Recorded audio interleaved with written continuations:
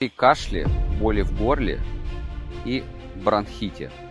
Две точки, которые нужно работать, забирайте к себе в вашу аптечку.